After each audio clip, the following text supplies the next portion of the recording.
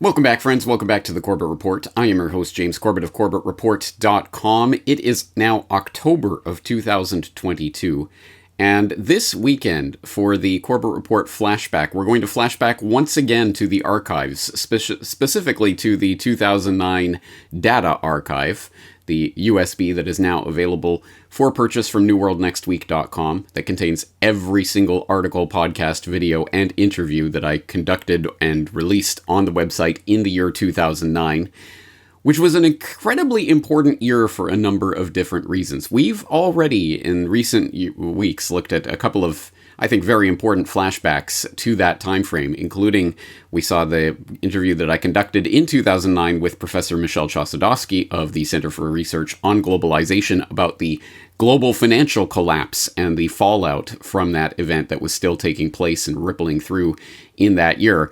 An incredibly important event that it deserves re-examining, I think, in light of recent events.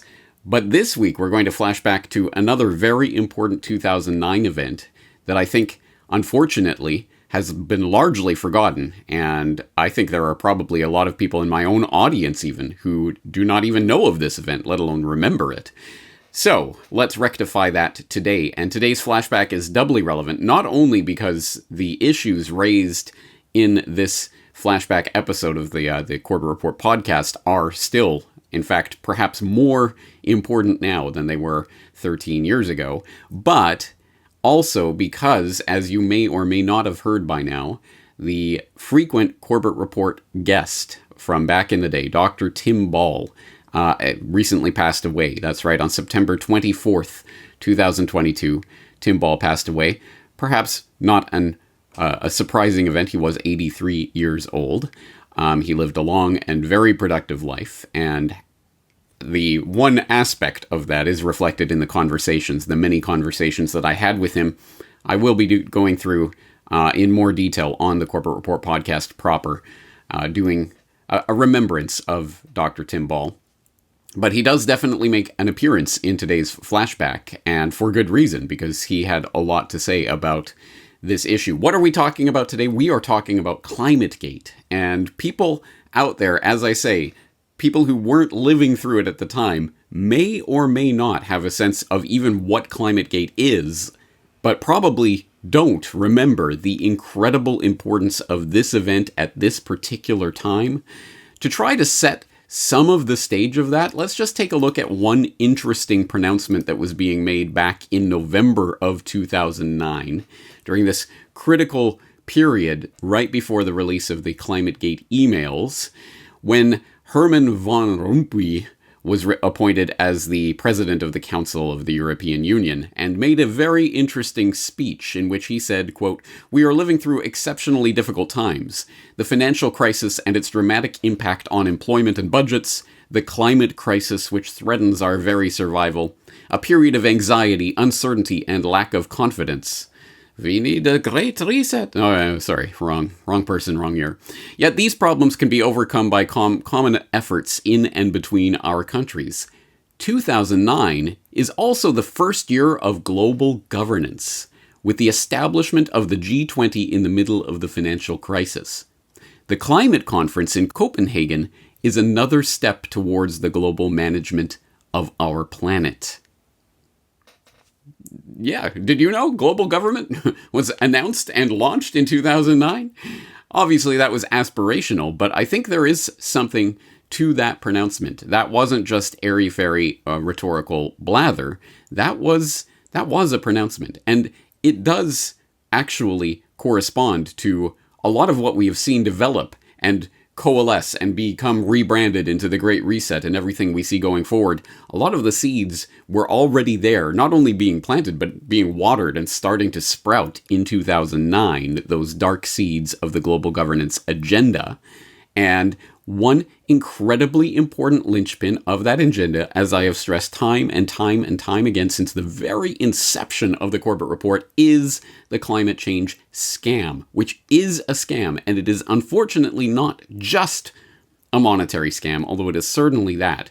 It is much more fundamental to that. It is about the changeover of the economic system, of the entire planet, and ultimately the governance system that is predicated upon that, which will be technocracy. If you do not understand that, I would highly suggest going back to some of my fundamental work on that topic over the years, like the How and Why Big Oil documentary, which I think lays out that agenda in its multi-century arc.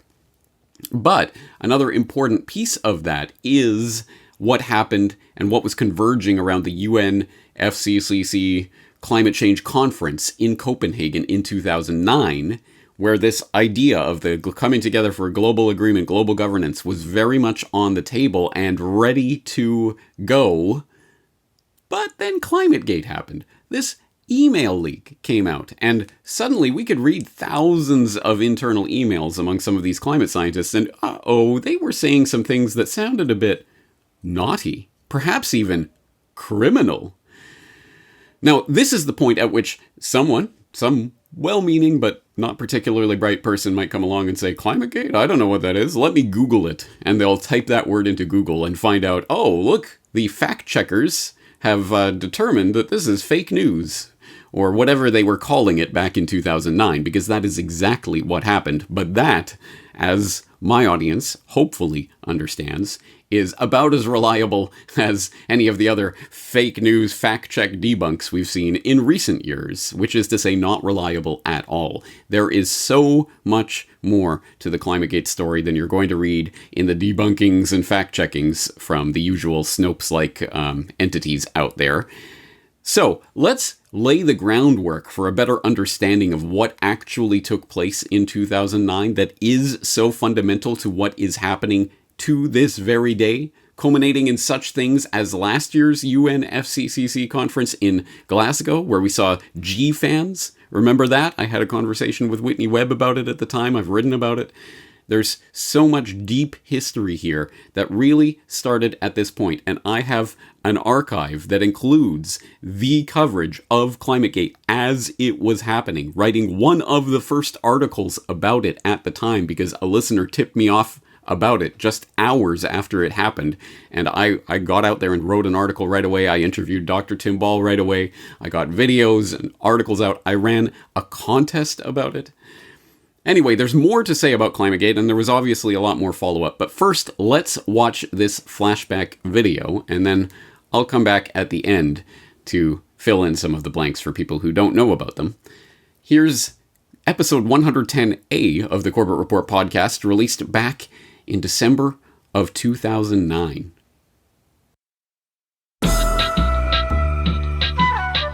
You're listening to the Corbett Report. CorbettReport.com.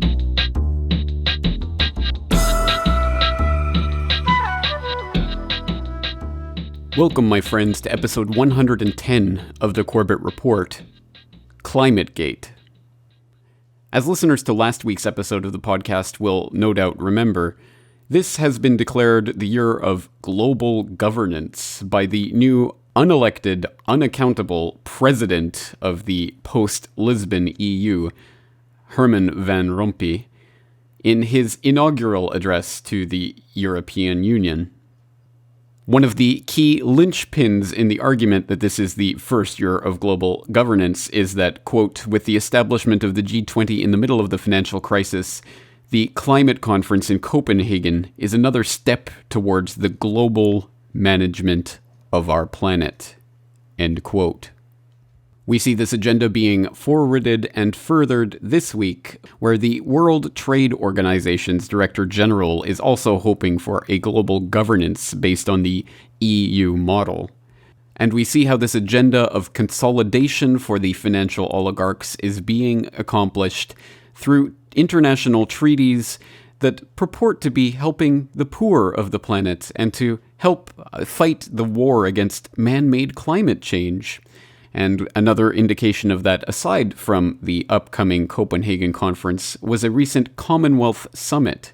From BBC News, 28th of November 2009, UK and France propose climate fund for poor. Quote, UK PM Gordon Brown and French President Nicolas Sarkozy have proposed a multi-billion-dollar fund to help developing nations deal with climate change. Mr. Brown said the $10 billion fund should also be used to help developing nations cut greenhouse gas emissions.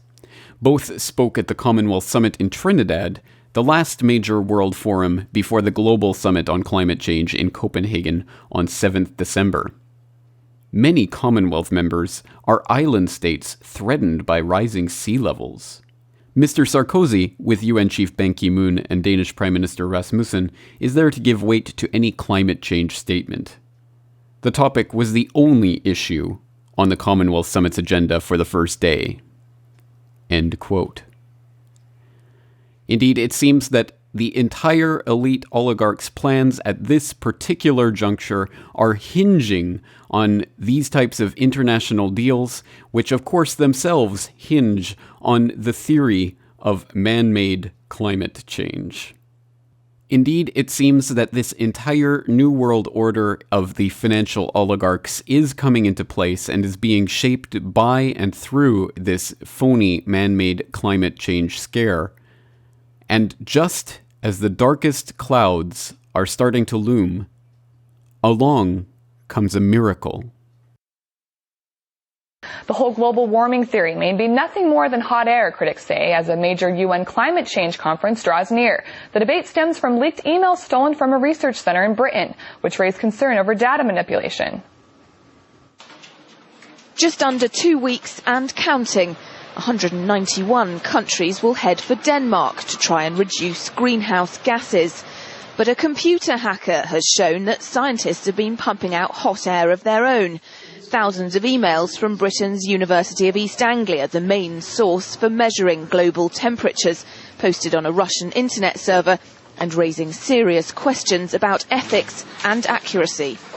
In these emails, they talk about trying to suppress the real data, and they talk about working with government to not release the documents to Freedom of Information Act request. And they also talk about how to persecute scientists and other people and get their funding revoked, get them in trouble, get them kicked out of peer-reviewed journals if they tried to file scientific data that disproved that global warming was indeed happening or that it was man-made. So this is a giant scandal. This is Climategate. Now that climate change theory is in the public domain, the majority of ordinary people don't even think to question it. But in fact, climate observers say average temperatures are no higher than they were in 1998, and they may get cooler, not warmer, in the coming years. And among those convinced of global warming, some dispute just how much humans are to blame. Now, indeed, the warming is progressing, although not quite as rapidly as it did in the late 19th century, when anthropogenic influence was minimal, if any. Therefore, the eternal question is bound to arise. What's the reason? Well, perhaps mankind does contribute somewhat to this warming, but by no means is it the main one. Personally, I'm convinced that we still do not know the answer. Nonetheless, voters are forcing their leaders to act.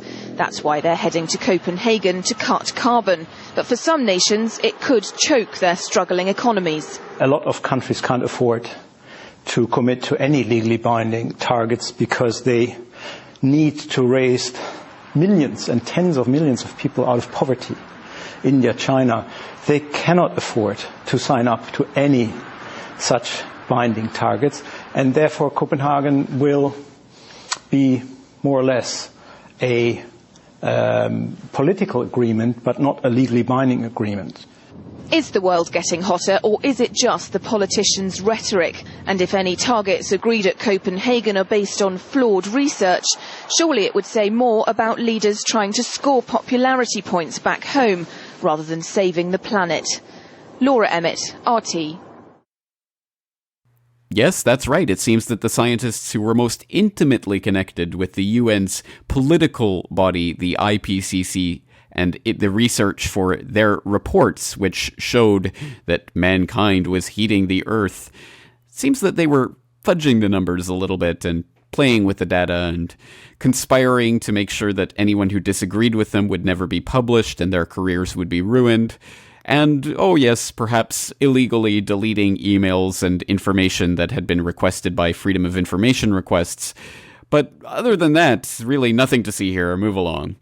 Well, what we just listened to was a rather fair report from Russia Today, but of course you do have to turn to the obscure foreign alternative media to find anything of substance on this, because most of the mainstream and corporate-controlled and foundation-funded media entities either don't want to touch this story with a 10-foot pole or don't want to talk about any of the issues of significance. But let's take a step back for a second and just start to flesh this out a little bit and get some perspective on what we're talking about. And in order to do that, let's turn to the article that I wrote as soon as I learnt about this story. And this was not last Friday, but the Friday before, the 20th of November 2009, when I was sent an email late at night by a listener in Melbourne, Australia. So to Daniel, a giant tip of my hat, and thank you for bringing this story to my attention. And the story that I immediately wrote upon learning about this was Climate Bombshell. Hacker leaks thousands of emails showing conspiracy to hide the real data on man-made climate change. Quote, a hacker has leaked thousands of emails and documents from the Climate Research Unit at East Anglia University that appear to show how climate change data was fudged and the peer review process skewed to favor the man-made climate change hypothesis. The link to the data appears to have been posted on a number of climate science websites yesterday by an anonymous hacker or an insider going by the name Foya, an apparent allusion to the Freedom of Information Act in the United States. The information contained in the leaked emails and documents are as shocking as they are damning of the scientists who have been most vocal about the man-made global warming scare. End quote. And I go on in that article to point out a couple of the emails, of course, one being Phil Jones' now infamous comments about Mike's nature trick of substituting real temperatures to hide the decline. And that's become a much debated and much vivisected email by now. And that's the one that the media is mostly focusing on because, of course, it hinges on words like trick and whether that means something deceptive or merely an innovative way of doing something, and hiding the decline, which in this case may only be talking about the way dendroclimatology has fallen apart in modern times. And, of course, very few people, including myself, knew anything about dendroclimatology before this scandal really busted its way into the mainstream. But yes, that is the practice of using trees as thermometers, i.e. trees as ways of calculating global climate. Yes, it is a very obscure science, and one that is apparently not without its problems, because although it seems to be a very accurate way of mapping temperatures for hundreds and thousands of years previously, for some reason, since 1961, trees have not acted as good thermometers. And for just no apparent reason, they stubbornly refuse to show that the world is warming catastrophically. So since 1961, we have to discard that tree data, but before that point, we can use it. All very interesting indeed. But disregarding that Phil Jones email about the hide the decline, there are, of course, many, many, many other emails that are very interesting and touch on many key issues to do with the climate change debate generally. And there's a very big difference between what people were saying behind closed doors, so to speak, and what they say in their public positions as men and women who are studying climate science and supposedly representing the facts in their assessments to bodies like the IPCC. So to get an indication of what some of these emails contain, a good master article to go to would be Andrew Bolt's column in the Herald Sun, The Warming Conspiracy's Most Damning Emails.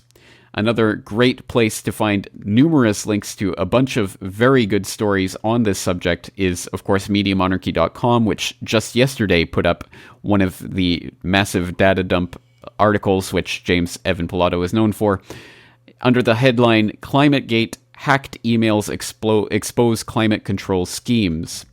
And a third great place to go, with literally dozens upon dozens upon dozens of links to articles and videos on this subject, is a master article written by Paul and Steve Watson Climategate for Dummies. So I'll put links to all of those up in the documentation list for today's episode. But of course, it's also important to remember that just as amazing and damning as the emails themselves were, so too are the other documents that were contained in this release, including some of the source code which was used to plot the climate models, which supposedly tell us that the world is warming catastrophically. And for a start in the really very fascinating programmer's notes that can be found in some of that code, you could turn to What's Up With That for an article from the 22nd of November, 2009. CRU emails may be open to interpretation, but commented code by the programmer tells the real story. Now, of course, this is a lot of information to go through, but personally I found it quite fascinating to really get a peek behind the veil at the ways in which this data is being manipulated. And I think it's just very interesting, even for someone who's not personally interested in the topic. It's interesting to see the difference between what scientists are saying in their emails and in their documents versus what the media is portraying on a daily basis about the world coming the ever closer to the brink of climatological collapse. Of course, just given the volume of information that has just been released, it's going to take a long time to parse all of the details about all of the information overload that we're receiving at the moment. But in order to start putting this into some perspective, I turned to a former guest of the Corbett Report, Dr. Tim Ball. In fact, I had a chance to meet Dr. Ball in Victoria earlier this year, and of the hours of conversation that I taped with him, just two months ago, I was looking for 5 or 6 minutes to put up onto YouTube as an extract from that interview, and I happened by chance to alight on a short passage where he's talking about the scandal with Dr. Jones refusing to release and then saying that he didn't have certain data to back up the CRU's claims about global warming. And he was talking about intellectual honesty and the lack thereof displayed by researchers who wanted to hide their data, seemingly for no other reason than simply to disallow people who disagreed with them to have anything to really bite on. And that was a very interesting conversation. So I'd highly recommend people go to check that out to find out really what this is about and what's at stake with the issues here of scientists hiding data and colluding behind the scenes to stop other scientists from looking into their work. And as Dr. Ball pointed out at the time, and as I think I didn't really appreciate at that point in time, what he was saying is that when scientists do this using the name of science, they are really destroying the name of science. When they are shown to be charlatans, they are not just going to go down personally, they're going to take the entire scientific discipline with them. And that's what we see happening right now as the entire climate science industry is now coming into question. And all of those people who are writing the billions upon billions of dollars in government grants and funding and research that is going on right now have to be really asking themselves whether it was worth being so cliquey and hiding behind their governmental bodies and things like the UK Met Office, which was willing to run cover for them. But at any rate, that's one fascinating way of taking a look at sort of the run-up to this Climategate story. But of course, as soon as the Climategate story broke and as soon as I realized just how staggering it was, one of the first sources that I decided to turn to was Dr. Tim Ball. And that's so far generated a lot of interest. It's gotten all around the web. It's been viewed almost 80,000 times now. It's even been linked from the Telegraph and other places. So that certainly made the rounds, and I'm glad it did because it's definitely worth listening to. And in the interest of recording some of the best information about Climategate here for posterity, I'm going to include at least some of the audio here from that interview. So let's take a short listen to Dr. Tim Ball talking about this scandal and its implications. Well, the significance is that it confirms suspicions that I've had in my 30 years of working in climate science, that I saw the hijacking of climate science, particularly by computer modelers, and then by a small group of people associated with the Intergovernmental Panel on Climate Change. But of course, the difficulty was that even though I sensed that there were these things going on, proving it is extremely difficult.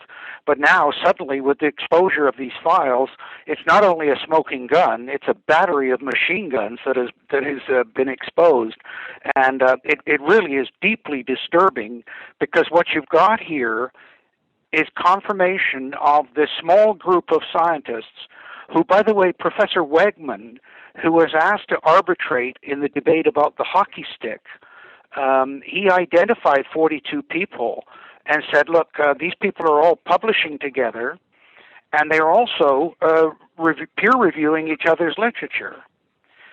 So there's a classic example of the kind of thing that bothered me. About 20 years ago, I started saying, well, why are they pushing the peer review issue so big? Why are they saying, well, you haven't published peer review and you haven't done this peer review? And now, of course, we realize is because they had control of their own process. And that's clearly exposed in these emails. So for me, it is just confirmation of very deep suspicions I've had. But on a global scale, it's frightening, because this group of people not only controlled the Hadley Center, which controls the data, global data on temperature through the Hadley Climate Research Unit. So the global temperature record is in their hands, but they also control the IPCC, and so they've manipulated that, and we read in the emails how that was done, and of course the IPCC has become the basis in all governments for the Kyoto Protocol, the Copenhagen Accord, and so on. That's exactly right. And of course, the ramifications of what we're talking about are huge. So can you give us an indication of some of the specifics that you've found disturbing about, there are many different issues that were touched on in these emails and documents, but some of them include active collusion to avoid releasing information pertaining to freedom of information requests. Some of them pertain to attempts to get James Sayers removed from the editorial board of the Geophysical Review letters. Many other startling issues. Were there any that stuck out for you? Well, I think that those are some of them, but of course, one of the first things is the overall tone of the emails. The nastiness, the viciousness, the personal comments about people. I knew John Daly, who passed away a little while ago, and the comment about almost to the delight that he's gone, and those kinds of things are really deeply disturbing. But beyond that, it's the orchestration of the whole publishing field. And there's a couple of things that interest me. For example, the emails between Andrew Revkin of the New York Times and these people. So clearly he got information from them, but was also a conduit for them to push their arguments. But it's also not only the attacks on individual scientists, but the attacks on editors of journals, attempting to control that whole journal process, and the emails that talk about making sure that they get the right name. So, for example, if a journal requires, the editor requires 5 independent names to act as possible review editors, they provide those names, and of course it's always from their own people. And so those sorts of things absolutely stand out. And overall, it's the orchestration. Each one of the things in and of itself is really objectionable, as I said. But putting it all together, where they're literally controlling the climate science, and anybody that dares to question to what they're saying. And so those are the things that really bother me. And just to give you a quick comment on this, Professor Deming, here's a comment that he wrote back in to his experience. He said, with the publication of my article in Science in 1995, I gained significant credibility in the community of scientists working on climate change. They thought I was one of them, someone who would pervert science in the service of social and political causes. So one of them let his guard down. A major person working in the area of climate change and global warming sent me an astonishing email that said, "We must get rid of the medieval warm period." Now, when Deming came out with that at the time, there was quite a furor about it. But now, in the light of these exposures, we see that Deming was absolutely right in what he was claiming. And, of course, the person that sent him that email was Jonathan Overpeck. And Overpeck's emails are all over those files. And, of course, what they're talking about is the problem they had, James, that they kept saying, oh, no, the 20th century and the latter part of it is the warmest ever. And, of course, skeptics like myself and Richard Lindzen and Patrick Michaels were saying, no, hang on a minute. It was warmer 1,000 years ago when the Vikings were in Iceland and Greenland. And of course, that's why they decided that they'd have to get rid of the medieval warm period. And they achieved that with the hockey stick. In other words, that they completely rewrote the history. And you can see how they've done this, not only with that particular record, but with the historic records as well, the actual temperature records. The Hansen and the group, where they've been reducing the older temperatures, making it colder than it was, which then enhances the warming in the recent times. So the manipulation of records on this level is you have to think it's got to be criminal somewhere. Certainly a very sobering and sober message about the Climategate scientists from Dr. Ball there. So what does the other side have to say about this issue? Ed Begley Jr. is all about living green and cutting his carbon footprint. Does this change things at all, these emails? The star of Living with Ed joins me now. Ed Begley, welcome to the show. Good to see you, sir. Stuart, thanks for having me on. You heard this. There seems to be some discussion amongst the climate community that maybe the evidence isn't there. They're split, they're divided. Do you ever think that maybe you're wrong about global warming? I think the science is very clear in global warming. What these statements are, we'll go down the path and see what happens in peer-reviewed studies. Those are the key words here, Stuart. Peer-reviewed studies. If these scientists have done something wrong, it will be found out and their peers will determine it. I don't think geologists should write papers about being an actor or a newscaster, nor should... don't get your information from me, folks, or any newscaster. Get it from people with PhD after the name. Peer-reviewed studies are the keywords. And if it comes out in peer-reviewed studies that there are some... cooking the books, that will come out. Well, you know, Senator Inhofe has a list of 700 climate scientists who say this global warming, they've got problems with the whole theory of global warming. I put it to you. There's not 700 climate scientists. There's weathermen and other people in there. There are some climate scientists. The science is not in. It is in. No. Stuart, quit saying that. No, the debate is not over, sir. Peer-reviewed studies. Go to Science Magazine, folks, Nature Magazine. Go to somebody you trust, National Geographic. Don't get it from you or me. Don't get it from Rush Limbaugh or Glenn Beck. No. Scientists, people with PhD. Okay. Weathermen, not weathermen. Okay, listen science, to this. climate. Listen to this. I had a Princeton professor on my program. What does he have his degree in? Look, he's a physicist. Okay, he's a Princeton professor. I want people who are PhDs in climate science. Whose question a climate scientist isn't going to tell you the difference between a quark and a boson. He's not going to tell you that. So there's no question whatsoever. Absolutely, no question in your mind. You can be skeptical. Right. The debate is skeptical, over. but not denial. The debate's over. The debate is over. On global warming, the debate is very clear. It's out there in the scientific community. Read peer-reviewed studies. Well, what do the leaked emails have to say about the peer review process? Well, to quote Phil Jones, the head of the Climate Research Unit, quote, "I can't see either of these papers being in the next IPCC report.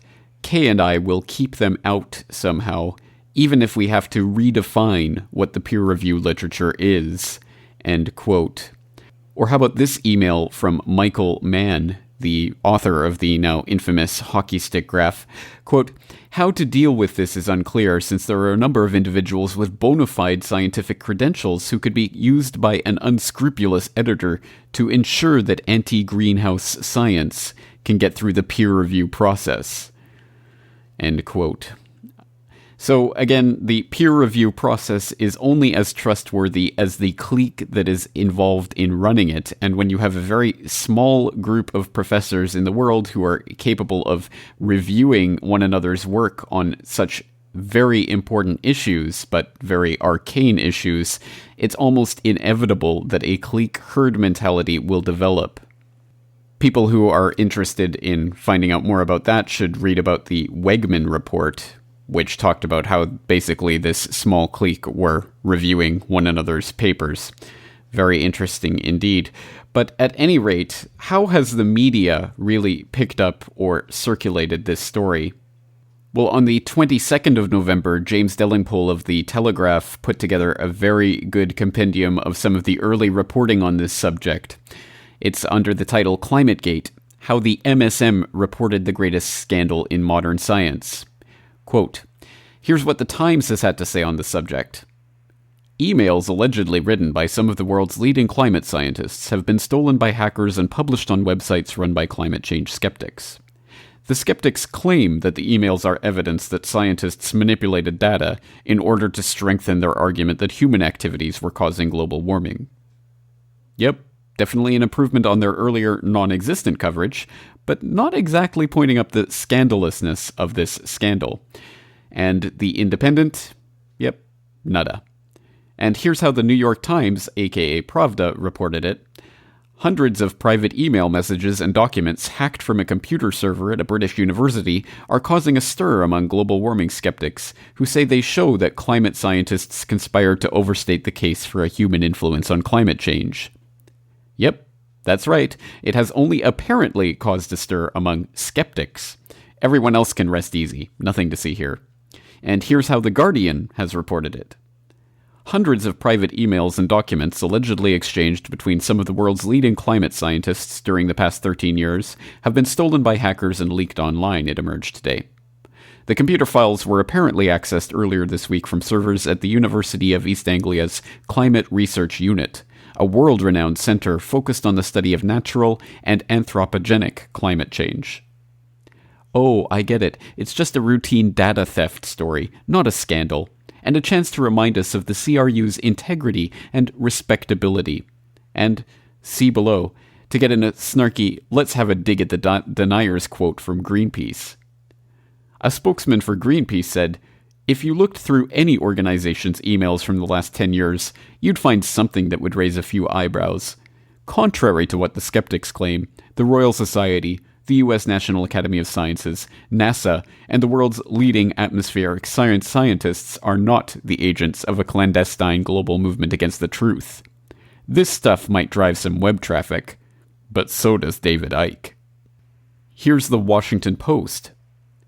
Hackers broke into the electronic files of one of the world's foremost climate research centers this week and posted an array of emails in which prominent scientists engaged in a blunt discussion of global warming research and disparaged climate change skeptics.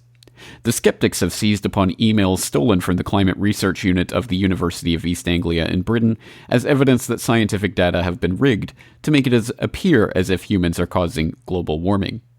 The researchers, however, say the emails have been taken out of context and merely reflect an honest exchange of ideas. So what the story is really about is skeptics causing trouble.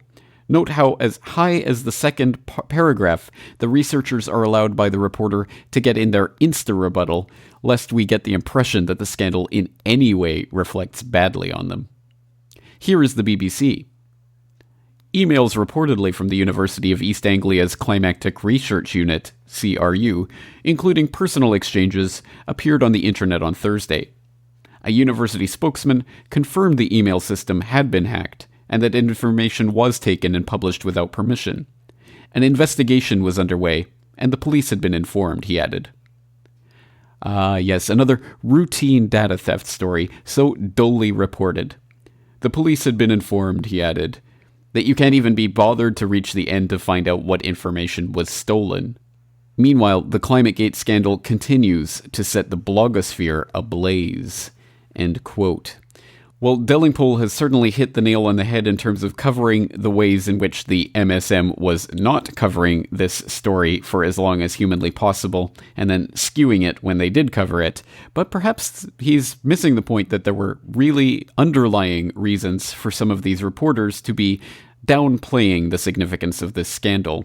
And that's because a lot of the reporters who apparently were reporting on this story were actually involved in this story and in these emails. Now, here's a few indications of that. One of them comes from Infowars.net, November 24th, 2009. BBC climate correspondent was forwarded CRU emails 5 weeks before they were made public. A BBC weather presenter who was discussed by scientists in the Climategate emails says he was forwarded the material more than 5 weeks before it was made public on the internet. Paul Hudson, a weather presenter and climate correspondent for the BBC, notes on his blog, "I was forwarded the chain of emails on the 12th of October. Hudson says he saw the exact emails that were either hacked or leaked from the Climate Research Unit at East Anglia University placed on the internet last week. The emails released on the internet as a result of CRU being hacked into are identical to the ones I was forwarded and read at the time, and so, as far as I can see, they are authentic," Hudson notes. End quote. Again, it's pretty staggering that a reporter had those emails and was sitting on them for weeks and weeks before they were leaked online. That in itself is a very telling story, and one that needs to be investigated in all of the many investigations that need to be done into this issue. Here's another thing that needs to be investigated. From the Green Hell blog at greenhellblog.com, November 24th, 2009. New York Times reporter whitewashes Climategate story he is part of. Quote, "Below is a text of the letter sent to Clark Hoyt, the public editor, ombudsman, for the New York Times. Mr. Hoyt, shouldn't Andrew Revkin have recused himself from his November 21st front page article, Hacked Email is New Fodder for Climate Dispute? First, as Revkin briefly acknowledges in the article, he is part of the story. Isn't it a breach of journalistic ethics for a reporter to report on a story of which he is part? Moreover, his story to a great extent defended his sources. It's one thing to rely on sources, it is quite another to defend them at the expense of unbiased and accurate reporting about them. This is not an innocent faux pas either. Revkin tried to whitewash the significance of the story, including distracting readers away from the embarrassing, incriminating contents of the files, and, instead, focusing them on the alleged hacking. Perhaps a journalist more interested in unbiased reporting and less interested in defending his personal relationships with the subjects in the emails and his personal pro-climate alarmist agenda would have investigated and caught this. But then, Andrew Revkin was the wrong man for the job." Steve Malloy, publisher, junkscience.com. End quote. So once again, we see a controlled corporate journalist reporting on a story of which he is a part, as if that was not actually problematic to his reporting on that story. Well, of course, we know otherwise and can see quite transparently through such a ploy, so it's kind of amazing that he'd even try to pull that, but there you go. But it's interesting to see the way things are playing out as it still continues to develop and as this story still is going forward. We can see there are things happening that perhaps would have been a bit unexpected a week or two ago. For example, we have arch global warming advocate George Monbiot over at The Guardian releasing a surprising article on the 25th of November 2009, pretending the climate email leak isn't a crisis won't make it go away. Climate skeptics have lied, obscured, and cheated for years. That's why we climate rationalists must uphold the highest standards of science. So you can go and read that article for yourself. But basically, he, although of course sticks by the IPCC report and everything that's ever been said about man-made global warming, but he admits at least that these scientists were reprehensible in what they were doing and that they really need to apologize for what has happened and sort things out by releasing their data. Well, that's a rather whirlwind tour of some of the reporting and some of the issues that are going on at the moment, and all of those things need to be fleshed out in greater detail, including, of course, the very fundamental premise of the peer review system, whereby a small clique of scientists can direct a discipline by simply banding together, colluding, and yes, conspiring to keep others out of the peer review literature. And the issue of the data itself, data that's used to make models, which are then used to inform public policy, which in turn costs taxpayers millions, billions, and eventually trillions of dollars. We're talking about putting the economy of the world on the line for a science that is based on graphs and charts and models, which are itself based on data, which is, according to the UK Met Office, secret information that cannot be released to the public. Are we going to stand for that? And what does that say about the science that they are basing this on? Well, there are, as I say, many issues that need to be explored, but the most important for you and I is, of course, the lack of coverage of this story and its full magnitude in the majority of the controlled corporate and foundation-funded media. Now, as you and I well know, we cannot rely on the media to do the reporting for us. In this day and age, with the tools and resources we have to become the media and get this message out to the people, especially at this key juncture right before the Copenhagen Treaty is about to be signed. We can do something truly miraculous to stop this process in its tracks. But we have to work quickly, and we have to take this very seriously. ...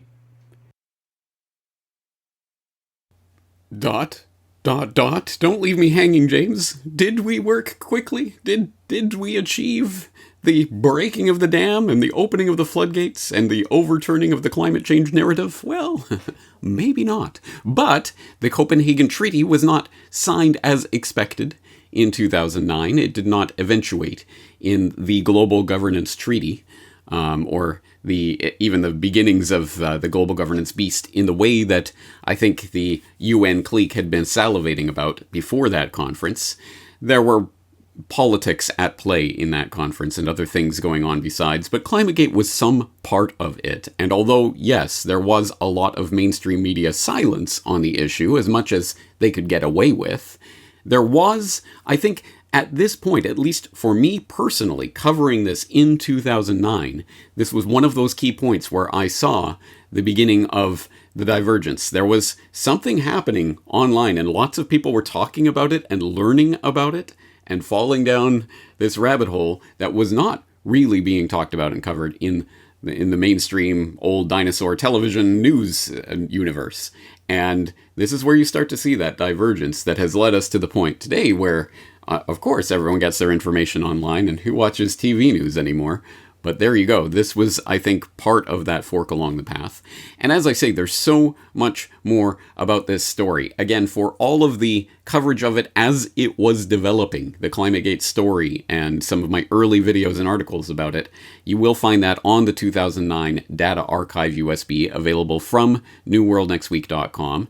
All of that will be on there. With the usual caveat, this video that you just watched is a new video that Brock West, video editor extraordinaire, has just created for this flashback episode. So it was not on the 2009 Data Archive. It will be on the 2022 Data Archive. But that's another story. But yes, all this report, the audio, the videos I was doing at the time, the articles are all there. And I really do think this is an important issue to revisit as we get further and further into this scam. And unfortunately, events like these, important events that really revealed something and really could be used to poke holes in the narrative for the well-meaning believers in that narrative out there, are swept under the rug, are forgotten even by people involved in this, which is much to our detriment. So, your homework, if you are interested in this subject, rather than going to Google and typing ClimateGate in, hey, If you feel inclined, you can do so, and you can read the debunkings of it. But I would invite you to also type ClimateGate into the search bar on CorbettReport.com, and you will find all of the follow-up videos and articles and things that I wrote about ClimateGate over the years, including ClimateGate is still the issue and ClimateGate rebunked. There was ClimateGate 2.0 and even a ClimateGate 3.0. Did you know? Maybe you did not. But that's only because you weren't paying enough attention to the Corbett Report. It is all there in my archives, various years, not just 2009. So, there's a lot more information on the subject, and there are debunker points that will be raised about, oh, well, ClimateGate, actually, this wasn't a big deal because of this and this whitewash and this cover-up and blah, blah, blah. And they will always leave out such things as the crimatologists, as I call them, the UEA, University of East Anglia researchers and others who... the information office and the UK government actually said, well, actually, it was illegal for them to hold back this information, but they did so anyway. But oops, statute of limitations, we can't prosecute anything, so nothing will come of it, right? Well, at any rate, all of that information is there and is right there on CorbettReport.com, so I hope people will take advantage of that. And as I say, rest in peace, Dr. Tim Ball, who passed away just recently. I will have a podcast episode in the next few days just revisiting some of our conversations with Dr. Ball and the things that we learnt from him over the years. Another giant has fallen to the wayside. Let us pick up the torch and carry it further. Having said that, that's going to do it for this weekend's Flashback. I hope you got something out of it, and I'm looking forward to talking to you again very shortly. James Corbett, CorbettReport.com.